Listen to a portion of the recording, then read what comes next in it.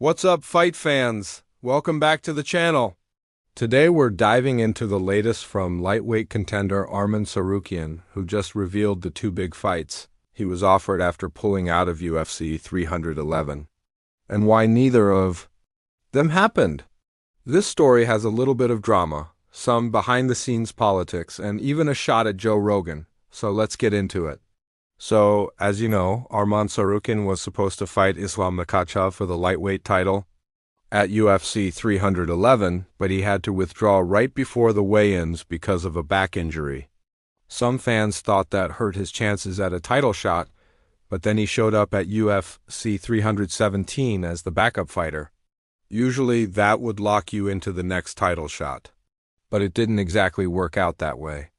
In fact, Arman even threw a little shade at Joe Rogan recently, blaming him for the Ilia Topuria versus Paddy Pimblett face-off that happened inside the cage at UFC 317, which pretty much set up Topuria's first title defense.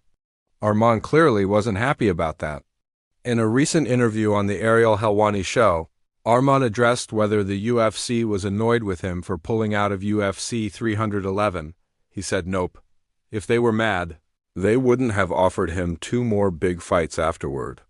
And here's where things get interesting. First, Arman was offered to replace Dan Hooker and fight Justin Gaethje at UFC 313.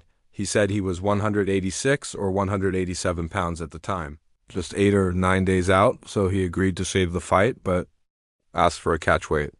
According to Arman, Gaethje didn't want that smoke and chose Rafael Fiziev instead.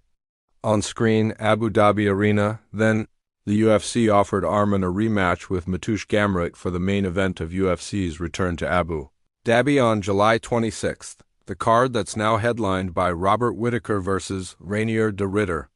Arman called the offer disrespectful and turned it down. Why?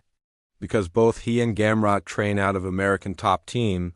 He didn't want that awkward drama of fighting someone he sees every day on the mats.